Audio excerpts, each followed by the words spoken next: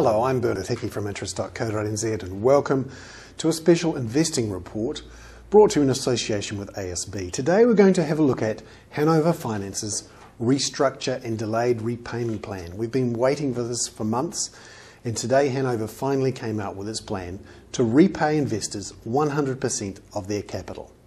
There are currently 17,630 investors who have $553 million invested in both Hanover Finance and United Finance. This was the biggest finance company closure and shocked the market earlier this year when Hanover fell over. The plan is for 100% of the capital to be repaid, but over 5 years, and not to repay the interest. This plan depends on a recovery in the property market and on Hanover Finance's executives, including its founding shareholder, Mark Hodgson, recovering money from the loans it has outstanding, and to do it in a better way and to retrieve more money than receivers would. But it does mean that only 30% of the capital will be repaid in the first 3 years, according to Hanover. And Hanover would actually like to restart lending into this market. Mark Hodgson believes there's some great lending opportunities at the moment. In fact, the lending could restart as early as 18 months away. Hanover says that this restructure and delayed repayment would be better than a receivership. In fact, it believes it can get back twice as much money as a receiver would. It says a receiver essentially forces things through in a fire sale, that borrowers play silly buggers, basically, with the finance company to try and get a good deal out of the receiver, whereas Hanover says Hanover can negotiate in a better way with the borrowers. Now, the vote for this will be on December 9, and debenture holders will essentially have a choice between letting Mark Hodgson continue to run the company and to retrieve money from borrowers, or for the receiver, and it may well be PricewaterhouseCoopers or Mentha, who've also issued their own opinion on this plan. They think Hanover would be better than a receiver to make this plan work.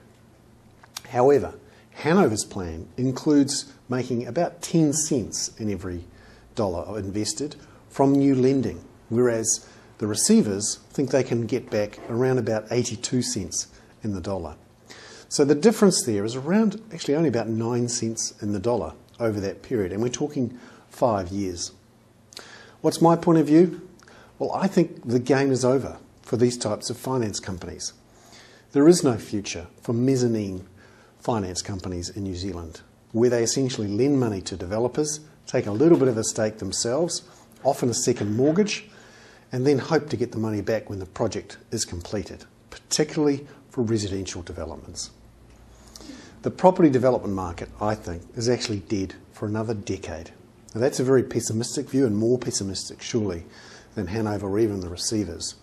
I think that's because we're in a historic period of deleveraging, where an enormous amount of cash really is going to be pulled out of asset values, and that's going to keep the market depressed for, I think, a decade.